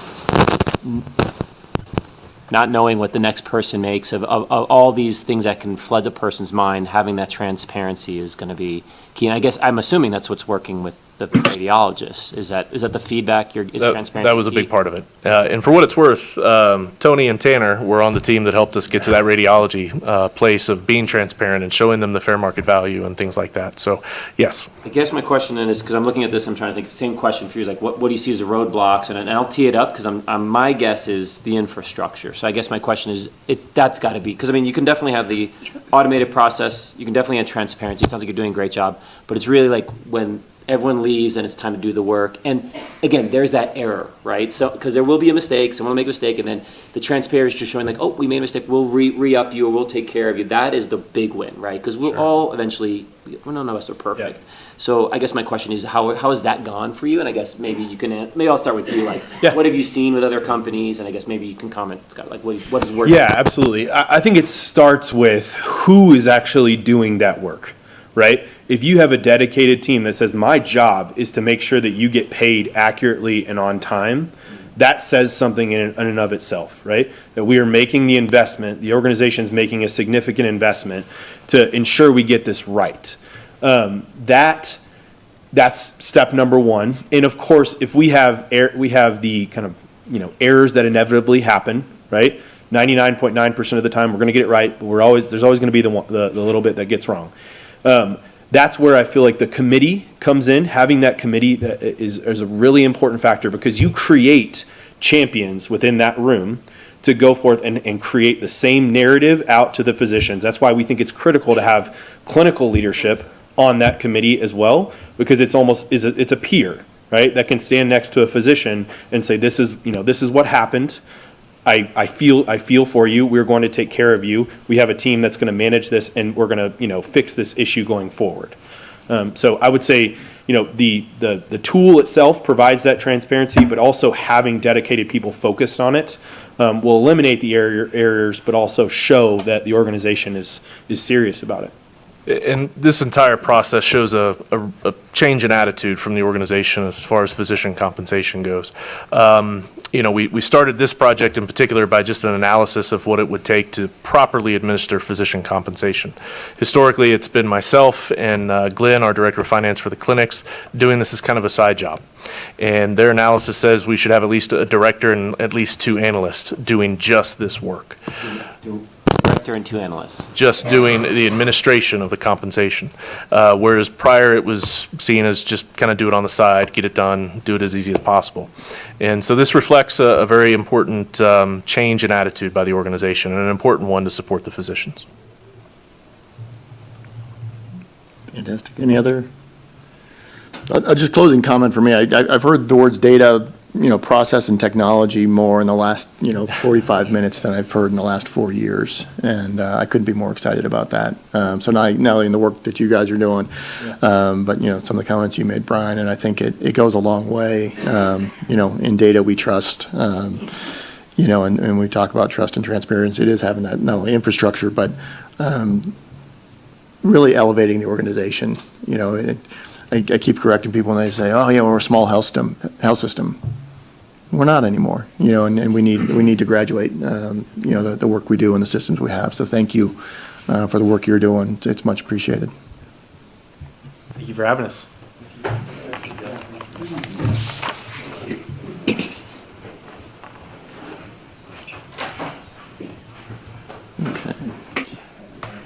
Item 14.6, informational update on recent news reports. I don't know if there's much to discuss here. Ted, I know you're never shy jumping up to the mic. I don't know if there's anything that you want to add. We wanted to make sure we created a space on the agenda, though, in the spirit of transparency, in case there was. We didn't want to limit it to a 3-minute public comment that we couldn't really discuss or take action on. But that was the intent of having this item.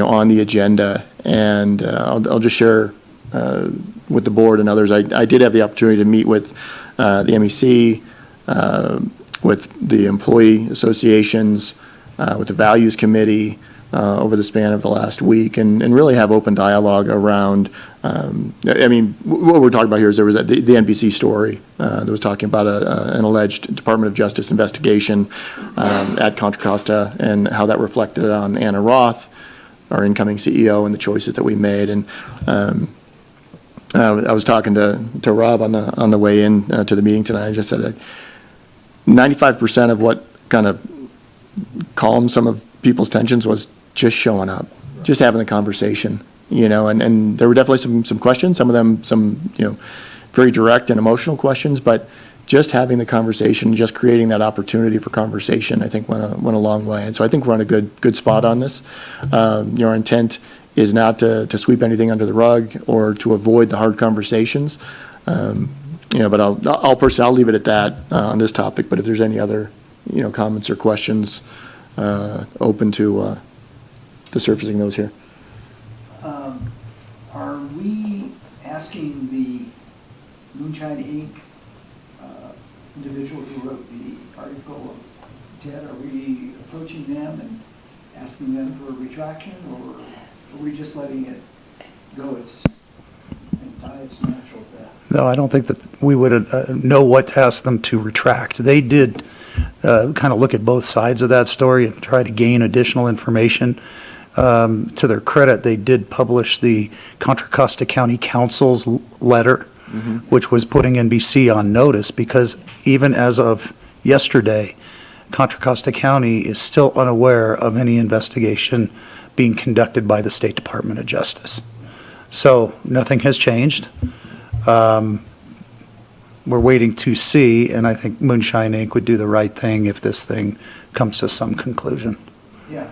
Certainly could make that request. So the best approach at this point is just let it die a natural death. I would say yes, but I would also expect that we'll see a story in the Sierra Sun or Tahoe Tribune. I know that they've been working on a story as well. Thank you. And I think once Anna's officially here, there will be the opportunity. I know she's willing to sit down and engage it, whether that's press, whether that's staff. So, but I think we're again, we're in a good spot, and the outreach, whether it was through our website, through some press releases we had, has been much appreciated. I know you had some feedback from a member of the community, said maybe it was a day too late, but was was appreciative that information was put out there. So, all right. And thank you, Ted, for saying that as of yesterday as well, because I think what's been a challenge is that we have these public meetings. We cannot, for the Brown Act, assemble without letting the community know. Information flies in nanoseconds, so how do we make sure that we can tell the community that, we're on top of this? So thank you for even saying that, because I think that's what the community wants to hear, is that we're out monitoring it, and as of date, we still have there's never been anything to prove this, so thank you. All right, with that, we'll move on. We do have one item for board action tonight. It is a resolution affirming the mission of Tahoe Forest Health System. Louis, this builds off on, some builds off of the comments that you made earlier. It's relatively short. It is in the board packets, but I'll go ahead and read it. And then we'll take it to a vote to approve the resolution. So, resolution to affirm the mission of Tahoe Forest Health System to enhance the health of our communities through excellence and compassion in all we do.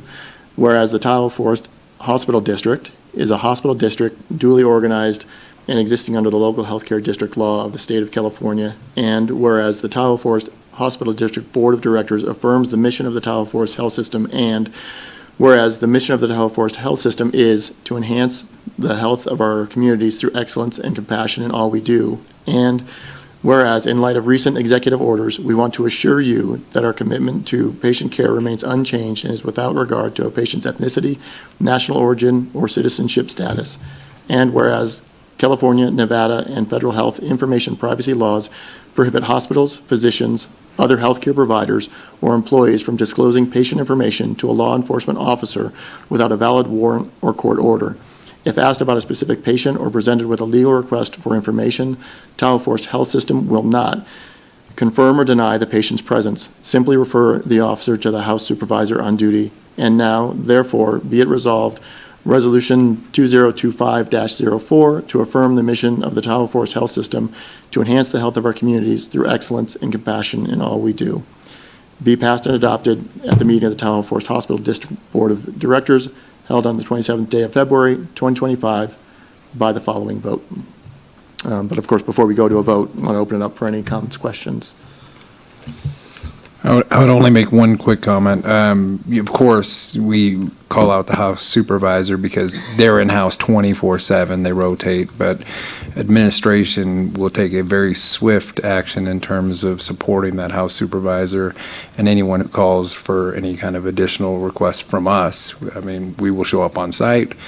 Of course, it's something that this is a group effort as we kind of navigate these next number of months or years potentially. Alice, did you? No. I thought I saw you move your mic too. Any other comments? Mary? Well, I'm very proud that we drafted this and hope that the board will approve it. I'm sure that Rob's going to report later about the meeting that we had the other day with the community engagement and Paul Bancroft and the like, and to hear about the fear that is mounting in certain parts of our community is very, it breaks your heart. And I think that the more times that we can affirm this message to all corners of our community, the better the community will be. All right, thank you. Anyone else? Comments from the audience? All right, with that then, can we get a motion to approve Resolution 2025-04? I so move to approve the Tahoe Forest Hospital District Resolution 2025-04 regarding our mission. I second. All right, we have a motion and a second. Sarah? Director Chamlin? Yes. Director Brown? Absolutely. Director Wong? Yes. Director Darzenkovich? Yes. Director McGarry? Yes.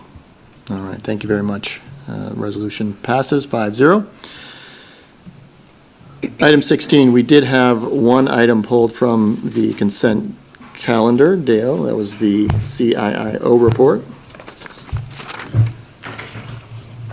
I, along with other members of the Tahoe Forest System, attended a recent FBI cybersecurity presentation. It was riveting. That detailed ransomware threats that all of us are facing in organizations, so it's just a fact of life. Jake, it's comforting to note in your February report, email security and filters appear to be performing a job well.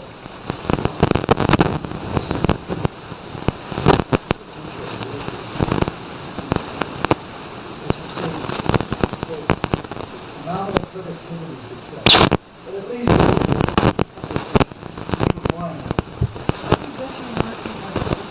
against other organizations to see how effective we are, because clearly, if you think about neighborhood watches, you want to send the crook down the street to the house that doesn't have locks.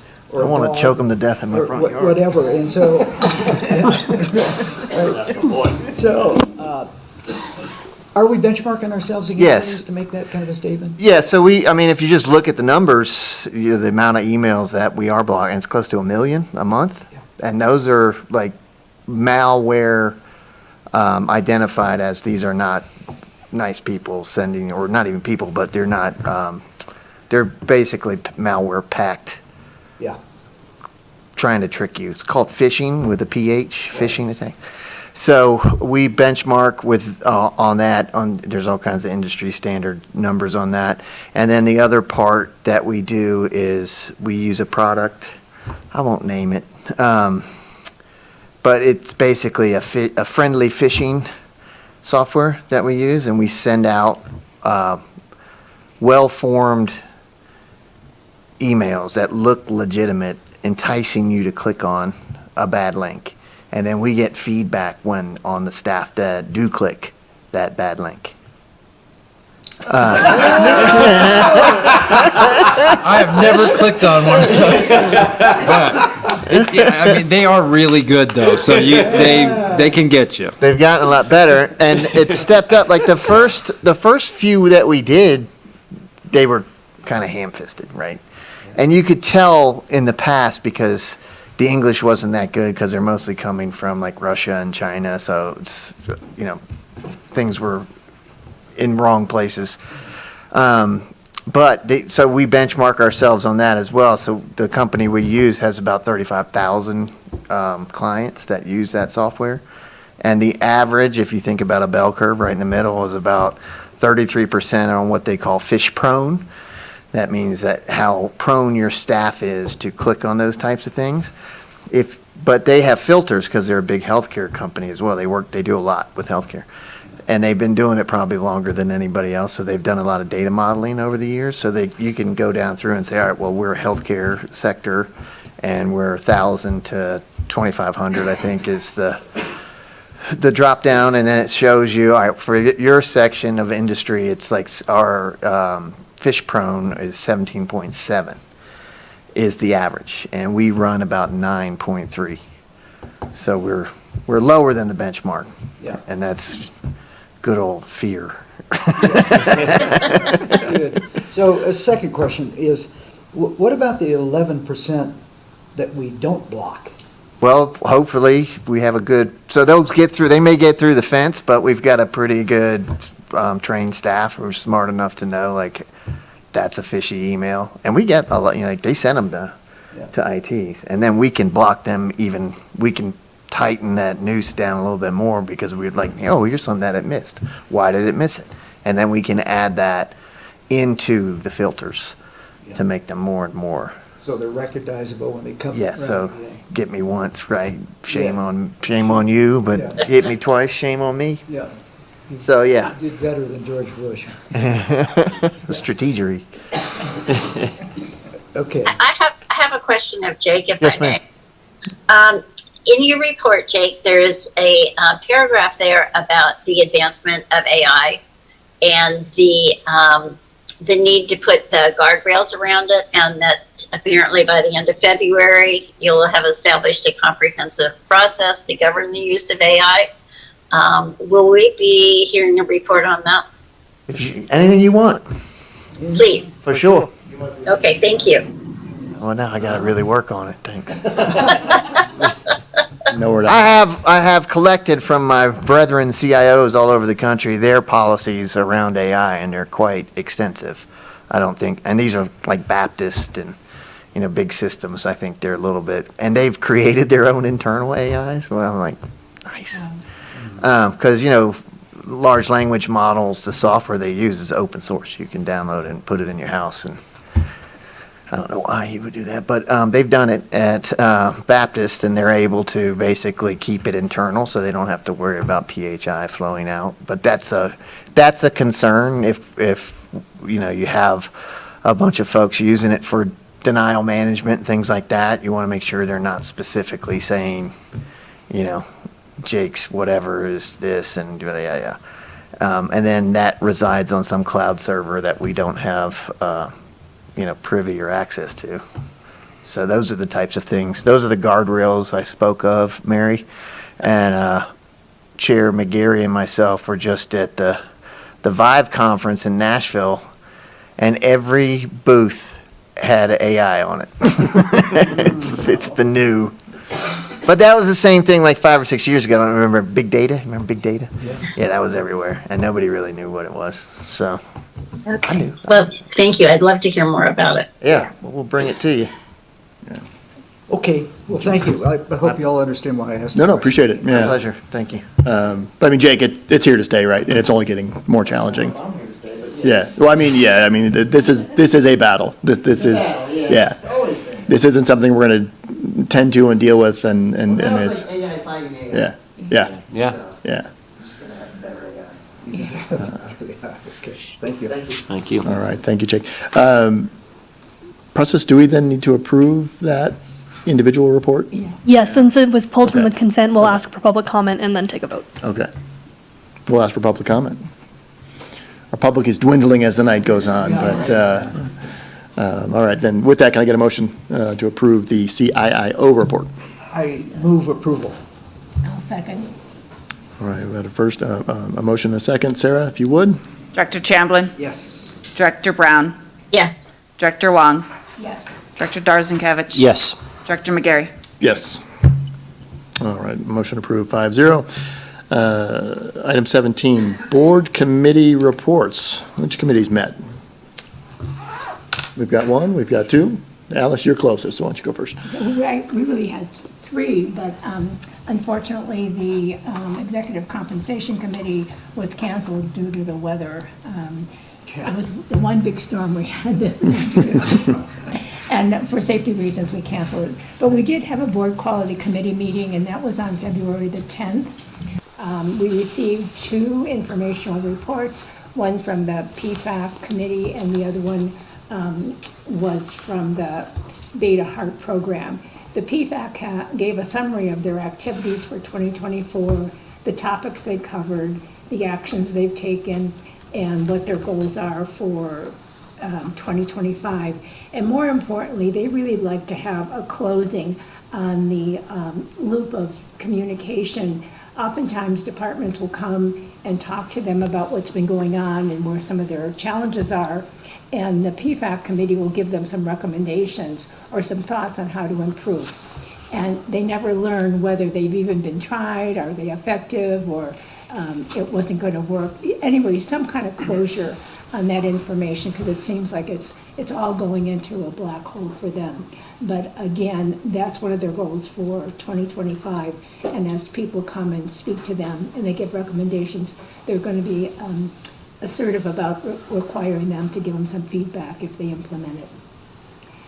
We did look at program Beta's Heart program, and again, we're up for a validation survey in April of 2025. We're working on, or the committee is working on, the 5 domains that will give us credit towards our cost of insurance if we meet all of them. I think the SCORE culture survey started. It did. It'll be February and March. And again, that's one of the domains that we have to meet in terms of how many of our employees, contractors, and volunteers take the survey. We have 12 leaders that are going to be attending the Beta Heart conferences this year. And the other thing that we did in the committee was look at the board quality assurance and process improvement plan for 2025. And there were just a couple edits that were made in it. Pretty much the priorities remain the same. The one thing that was added was a health equity statement. And this is coming from the notion of the framework that CMS has for health equity. And so we will be looking at the 5 priorities in our future meetings to see how we're aligned with those, and if there's areas that we need to work further on. And I think that's all that came from that committee. Again, we'll be meeting in May to go over those priorities and also look at our coffee plan. Is there space in the treasury? I didn't hear what you said. Is there space in the trophy cabinet for all the Beta Heart Awards? Yeah.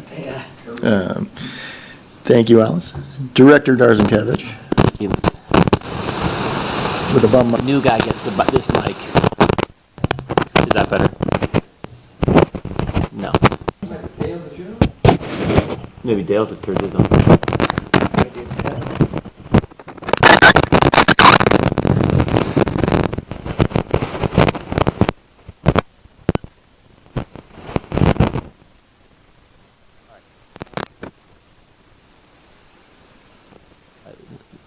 Director McGarry. The Community Engagement Committee was developed 2 years ago with the aspirational goal to improve our goal to be an integrated partner in exceptional, healthy, and thriving community. This is part of our charter. It does this with our responsibility of ensuring collaboration between diverse community partners through active listening, advocacy of our community members. This committee is about improving health over just providing health care. So the Community Engagement Committee's first topic was an item brought by the public. In our last meeting, we listened to the public. Dr. Koch told us that some of her patients were not going to come to the clinic anymore. And so this was a priority for us. The board listened to the community and responded. With that mindset, we met on this past Monday. Here's a summary of our actions. Regarding the executive order of immigration, we echo, in turn, CEO Louis Ward's, that the caring for the sick and the healing the injured without regard to a patient's ethnicity, national origin, or citizenship status is a mission of all hospitals. We had Paul Bancroft, the CEO of Sarah Community House. Thank you, Louis, for inviting him. And because, again, remember that we wanted our community involved. And I think there was really robust discussions. Some of the big topics that came to me was when Kings Beach hears that ICE is present, 25% of children don't attend school. That is not a thriving community, right? When, I can't remember, it was 700 or so, people go and get food, which used to be Project Manor from Sarah Community House, to get access for food. Thriving community from there. And the list goes on, which again, I want to make sure I'm proper on time. So with this discussion, we had a resolution to be discussed, and that was the resolution that was brought forth today. So thank you for discussing it. Red cards will be in clinics to give our patients rights so they know what's right for them as they come here. Redirect marketing efforts, thank you, Ted, for to let our community know we are here to care and find unique ways to allow healthcare and non-health care. So if people are watching from Tahoe Forest Hospital, we need help to really how we can communicate to our community members to build that trust. See how we can partner with other community members, such as the Senior Community House, which we have to strengthen that partnership, build that trust. And I think the one other thing that Louis, I want to reflect on was that when they're not going to trust, people aren't going to trust me, right? They're going to trust their neighbor. They're going to trust the person that went to get care. And so, it's going to be a long haul, but a great opportunity to just make this a great, thriving community. So that was topic one. Second topic was the Community Health Index, really proving how do we know that our community is healthy today. At Tahoe Forest Hospital District landed on 5 measures: health disparities, substance misuse, chronic disease management, mental behavior health, prevention and wellness. Underneath those are from 2 to 4 measures, so there's a total of 15 measures total. The goal of the 2025 is to meet. We're currently meeting 3. We want to meet 2 additional, so that would be at 5 going into next year. I think in learning this, because being here new, is that data is important. We talked about data. I'll be glad to see we had that word in our discussion as well. And I think as we heard earlier, like Epic these systems are made for billing, really, primarily. They want to bill, they want to code, patient care. But what I love is that we have a great healthcare system to leverage this data to take care of our patients. And so the first real step that I'm understanding is really looking at this data. And Louis, does that sound right to you? Is it really to really revise this data, make sure that are we meeting the numbers to treat our patients?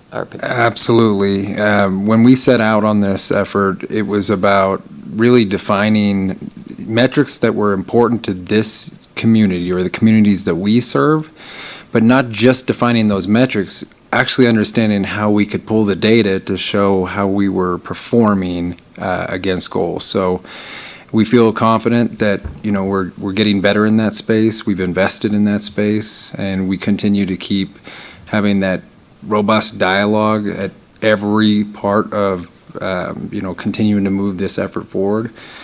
So I'm feeling more and more confident as we move forward. But there's an entire team around obtaining this data. We've invested in a business intelligence department that's assisting with this. We've recently invested in a process improvement department that has come on board and has joined our steering committee for the Community Health Index. So we are absolutely moving forward as a health system to try and put out metrics that the community can actually see, and they can see how healthy and thriving this community is. So we look forward to when we can get that out, and that's coming out in the next month or 2. I know. We'll have that out, and we'll have people looking at dashboards and conversing back to us. What does that data mean to them, and we'll learn from that. So. And that's the action item, really, is that this will be coming out, and with something new, we're going to just really look at what we can bring back, we can bring that to this group and also our community to really show how are we making that and hitting that goal. We got 3, so we're looking for 2 more. So, and then finally, we had an excellent presentation on the Community Health Improvement Plan, which I felt was most impacted by understanding that many of our health causes in our community is structured in working with the community. So what I'm just going to ignore my notes. What it really means is it was a really great, when I came across, there's really a great triangle. And when you look at the top, it's really the relationship we have here at Tahoe Forest. The last two parts were really the patient, getting the patient in the hospital, and the patient-clinician interaction, but there's so much more, right? There are words for it: social determinant of health, community, building community. And so I think what's really great about this is that, what can we all do? And I think I don't have any action items really to the board, except I'll be meeting with them early March to understand more, to learn more, to be able to come back and bring more clarity of what we can do. And we are having a next meeting tentatively March 31st to continue this great momentum. Because I think because the executive committee, we want to meet and just make sure that we are adjusting well to the changes, and two, we just want to be able to celebrate the Community Health Index and really get the word to the community. Thank you. Question for you, if you could. Yeah. With the negative commentary coming out of DC right now in regards to vaccinations, are we going to put out any information that encourages those who would think otherwise to continue with? If I'm going to go straight to the formula, the Community Health Index I don't think has vaccinations on there. It does not. But I want to say, like, in the community, understand the Community Health Improvement Plan, and I think what we can definitely do is, again, it really comes down to trust, to be frankly honest. It's honestly, I think the community's so good to listen to their clinicians, to come and listen to each other. I think it'll come naturally. Do we have a specific plan? No. Will in a month there be something in the news that we'll have to? Yeah. We may have to, so. Part of everyday life in healthcare right now, and maybe every industry across the United States, is just keeping up, right? Just keeping up with the national discourse, understanding what's coming out, and how we as, administrators can, and teams can ultimately try to,